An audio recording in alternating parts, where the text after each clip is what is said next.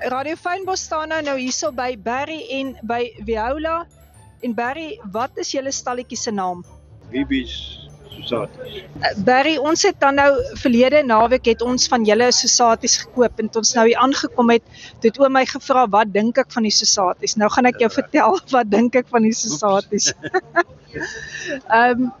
Dit het geproe soos wat my ma altyd Sosaties gemaak het. So dit het my regtig teruggevat na kindtyd toe.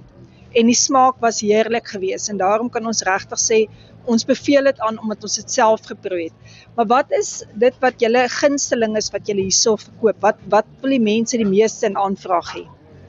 Man, ons chicken Sosaties is baie populêr, maar eintlik almal. Maar die top ene is die chicken en dan die beef en dan die lamb. Weet ons kry sulke goeie terugvoering van almal wat koop. Baie keer dan sê ek vir 'n ou, ek kon vir jou gesê, ek koop dalk een, jy weet, as hy terugkom vir die volgende, dan sê ek kon vir jou gesê, ek kan jou trip spaar.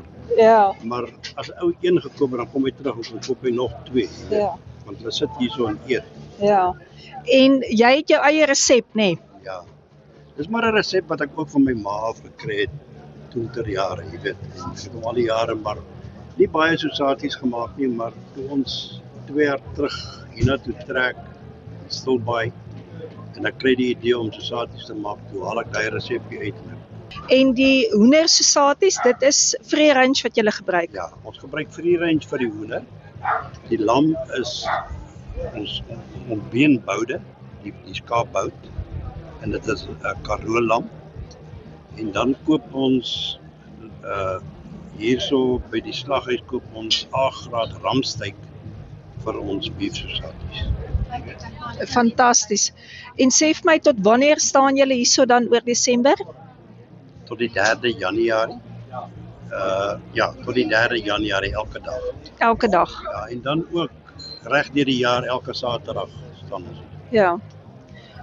En daar sê julle het dan nou geluister wat Barry sê, hoe goeie gehalte vleis hulle het, en soos ek gesê het, laas die proef is in die pudding, daar is die rooster al klaar leeg. Barry, baie dankie. Baie dankie vir julle ook.